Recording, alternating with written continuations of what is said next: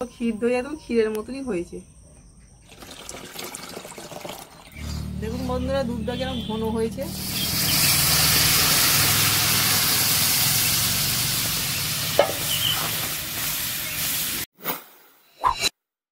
নমস্কার বন্ধুরা, আমার রান্নাঘরতে আমরা সকলকে স্বাগত জানাই। এখন তো গরমের সময় টক দই বা মিষ্টি দই আমরা সবসময় খেয়েই থাকি।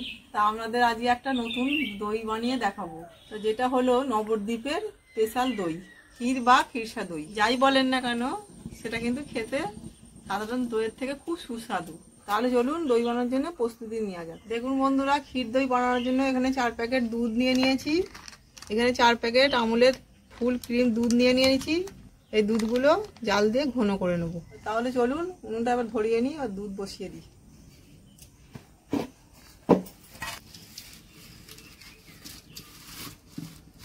উনুনটা ধরিয়ে দিচ্ছি, এবার ডেস্কি বসিয়ে দিচ্ছি। সামান্য একটু জল দিয়ে দিচ্ছি। দুধের প্যাকেটগুলো কেটে এক একে দিয়ে দিচ্ছি।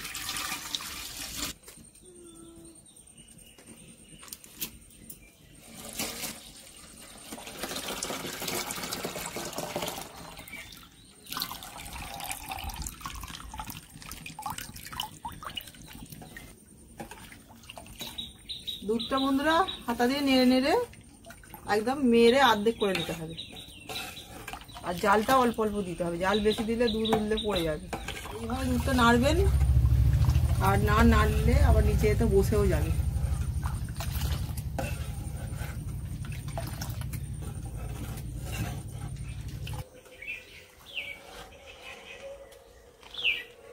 এইভাবে আপনারা বাড়িতে বানিয়ে নেবেন।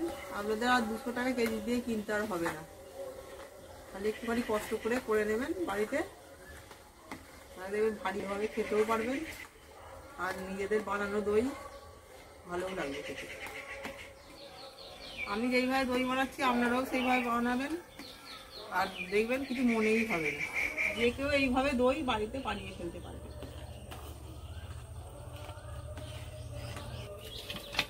এইভাবে নেড়ে নেড়ে দুধটা মেরে একদম ঘন করে নেবেন। ঘন করে নিলে তবে দইটা ভালো বসা বসা হবে।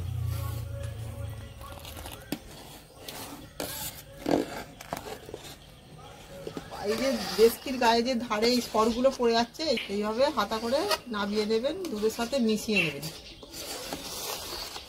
তবে দুধটা আরো ঘন হবে, খেতেও তবে ভালো হবে। দেখুন বন্ধুরা, দুধটা ঘন ঘন হয়ে এসছে। আস্তে আস্তে যত জাল পাবে ঘন ঘন লেয়ারটা আসছে আস্তে আস্তে। এই নাড়াটাও বন্ধ করবেন না, আর জালটাও খুব হালকা করে দেবেন, আর নইলে নিচে বসে যাবে। বসে গেলে আবার পুড়ে যাবে নিচেটা। দেখুন বন্ধুরা, দুধটা এতটা ছিল, মোড়ে কতটা হয়েছে। এটাকে আরো জাল দিয়ে মেরে একদম নিচে নামিয়ে নিতে হবে। 4টে এলাচ ফাটিয়ে নিয়েছি, দিয়ে দিচ্ছি দুধের মধ্যে।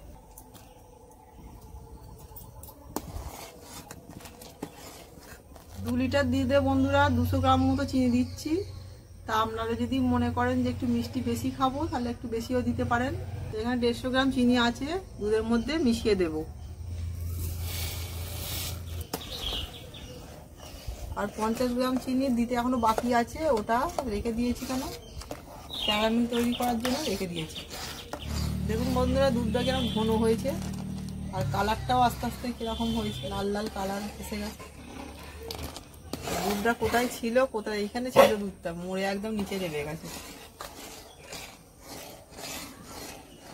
আপনারা দেখতেই পাচ্ছেন দুধটা কিরকম ঘন আসছে আস্তে আস্তে। উঠছে যখন তখনই বুঝতে পারবেন যে দুধটা ঘন হয়েছে। দেখুন বন্ধুরা, দুধ বন্ধুরা ঘন করে জাল দিয়ে নিয়েছি। এবার ক্যারামেলটা বানিয়ে নেব। দুধ হয়ে গেছে, এবার নামিয়ে দিচ্ছি। এবার ক্যারামেল বানানোর জন্য কড়াটা বসিয়ে দিচ্ছি। 50 গ্রাম চিনি ক্যারামেল বানানোর জন্য দিয়ে দিচ্ছি। দেখুন বন্ধুরা, চিনিটা গলে কালারটা আসছে। এখানে একটু জাল দিয়ে দেবেন, তারপর আস্তে আস্তে একটু চিনিটা গলে গেলে জালটা কমিয়ে নেবেন। দেখুন বন্ধুরা, চিনির দানাগুলো সব গলে গেল, আর চিনির কালারটাও এসে গেল। আর বেশি গরম করবো না, চিনি করলে তেতো হয়ে যাবে। এবার মেরে রাখা দুধটা এর মধ্যে দিয়ে দেবো।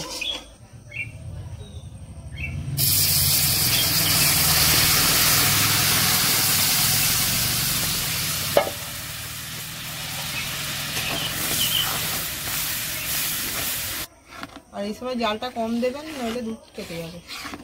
এইভাবে দুধটা যাতে ক্যারামেলের সাথে মিশিয়ে নেবেন, তাহলে দইটা খুব সুন্দর হবে। এবার বন্ধুরা নাবিয়ে নেব, নাবিয়ে নিয়ে আর ঠান্ডা করতে দেবো।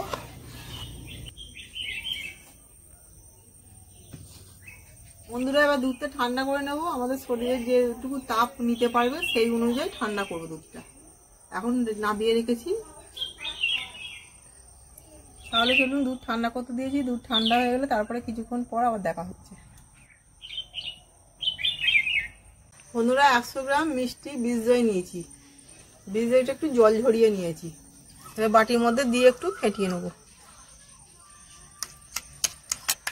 বন্ধুরা আমি মিষ্টি দই বানানোর জন্য বীজ দইটা মিষ্টি নিয়েছি, আর টক দই বানানোর জন্য বীজ দইটা টক দই নেবেন। এবার বীজ দই ফেটানো হয়ে গেছে, এবার দুধের মধ্যে মিশিয়ে দেবো। বন্ধুরা দুধটা ঠান্ডা করতে দিয়ে সন্ধে দিতে গেছিলাম, কাপড় ছেড়ে নিয়েছি। আপনারা হয়তো ভাববেন যে অন্য কাপড় পরে বসেছিল, আবার এই কাপড়টা কি করে এলো। তা সন্ধে দিয়ে চলে এলাম, সন্ধে দিয়ে। তো এবার আর দইটা আপনারা করার সময় দুধটা হাত দিয়ে দেখবেন যে হাতটা 1 থেকে 10 অবধি গোনা যাচ্ছে কি, সেইভাবে ঠান্ডা করবেন। 1 2 3 4 5 6 7 8 9 10 10 অবধি এইভাবে গুনে নেবেন, তাহলে বুঝতে পারবেন দুধটা ঠান্ডা হয়ে গেছে। এবার বীজ দইটা দুধ মাড়ার মধ্যে মিশিয়ে নেব। এবার এর মধ্যে ভালো করে মিশিয়ে নেব। দেখুন বন্ধুরা দুধটা মেরে একটু ক্ষীরের মতো হয়েছে, আর কালারটাও কত সুন্দর হয়েছে। আপনারা যদি নর্মাল মিষ্টি দই বানাতে চান তাহলে এত দুধটা ঘন করার দরকার নেই, তাহলে অল্প ঘন করলেই হবে। 2 লিটার দুধকে 1.5 লিটার করলেও হবে। এটা যেহেতু ক্ষীর দই, ওই জন্য দুধটাকে মেরে ক্ষীর করে নেওয়া হয়েছে। এবার বন্ধুরা দেখুন একটা মাটির পাত্র নিয়েছি, এর মধ্যে ক্ষীরটা ঢেলে দেবো।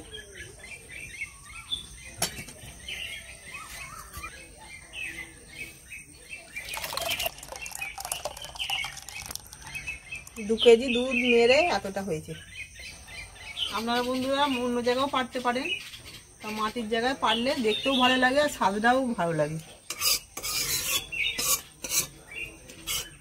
বন্ধুরা আমার ক্ষীরের তুলনায় জায়গাটা বড় হয়ে গেছে। আপনারা হয়তো ভাববেন যে ক্ষীর অল্প দই জায়গা বড়, আপনারা কিছু মনে করবেন না, তার জন্য আমরা দুঃখিত।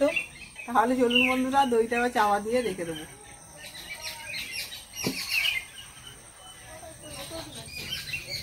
দেখুন বন্ধুরা কিছু খড় এখানে গোল করে নিয়েছি, এবার পাত্রটা বসিয়ে দেবো। খড় যেহেতু গরম, খড়ের মধ্যে মাটির পাত্রটা বসিয়ে দিলাম। এবার এই ডেস্কিটা গরম করে নিয়েছি, এবার চাপা দিয়ে দেবো।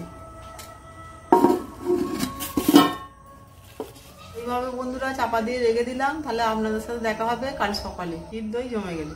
তাহলে চলুন কাল সকালে আবার দেখা হবে।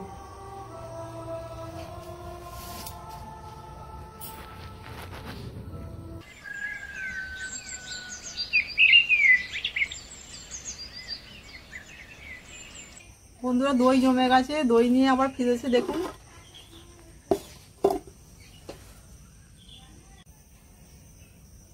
দই জমে যাওয়ার পর একটু ফ্রিজে রেখে দিয়েছিলাম, কি সুন্দর জমেছে দেখুন, আর কালারটাও কত সুন্দর হয়েছে। তাহলে চলুন দইটা কেটে দেখি কেমন হয়েছে। দেখুন বন্ধুরা দইটা কি সুন্দর হয়েছে, আর কি সুন্দর টাইট হয়েছে, দেখে মনে হচ্ছে মাখা সন্দেশ। আমি যেইভাবে বানালাম আপনারা সেইভাবে বানাবেন। ক্ষীর দই একদম ক্ষীরের মতনই হয়েছে।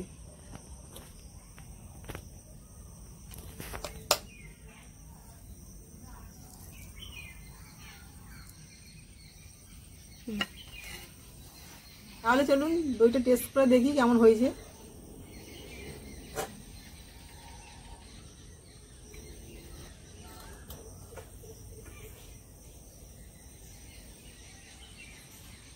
দারুণ হয়েছে, সুপার হয়েছে একদম, পুরো নবদ্বীপের দইয়ের মতনই হয়েছে বন্ধুরা।